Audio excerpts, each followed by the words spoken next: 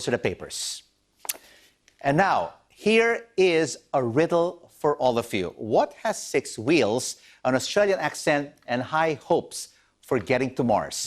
Well, the answer is this: a space rover designed by students from Australia's Monash University as part of a global competition. They were given a budget of just $18,000 to build a machine that can perform complex tasks in space. It's nicknamed Rover, and it's competing against dozens of other designs at the remote Mars Desert Research Station in Utah. To get more on Rover, I'm joined now from Hanksville by Iain Hammond from the Nova Rover team. Iain, thank you so much for joining us. Congratulations getting into Utah for this major competition. But first of all, tell us, how did you transport Rover to Utah? Did it get its own seat on the plane? We wish. We pulled it all apart and we put it in our suitcases and transported it all the way from Australia to America and got it through customs. And now it's in one piece, ready to join the competition. But Iain, let me ask you this. You'll be competing against other brilliant teams in Utah. What sets your Rover apart from the competition? Yeah, absolutely. So there's a lot of teams from all around the world. We really have to set ourselves apart and innovate.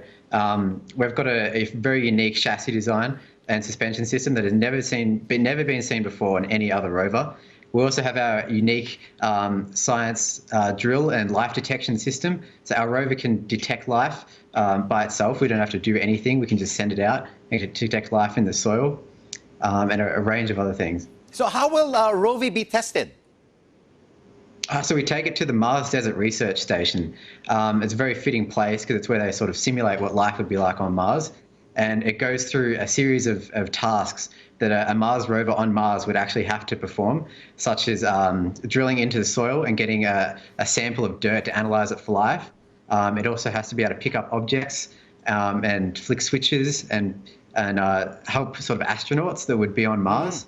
And it also has to be a drive by itself. So it needs to be able to drive Mars on Earth, Iain, but you were just given a budget of $18,000 to put Rover together. How did you do that?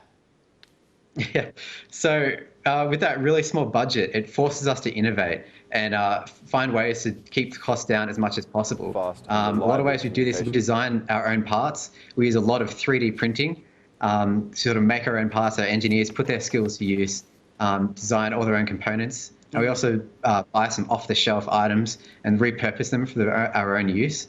And really innovate on each aspect of the rover. Surely you must have learned a lot over the past year when you placed 14th place in the last competition. But Iain, there are not a lot of opportunities to pursue space aside in Australia. Are you concerned that pushes talented locals to leave Australia and look for opportunities overseas? Yeah, we think this is a really changing time. 2 of our graduates have actually gone on to a rocket building company in Queensland to build rockets that have come from our team.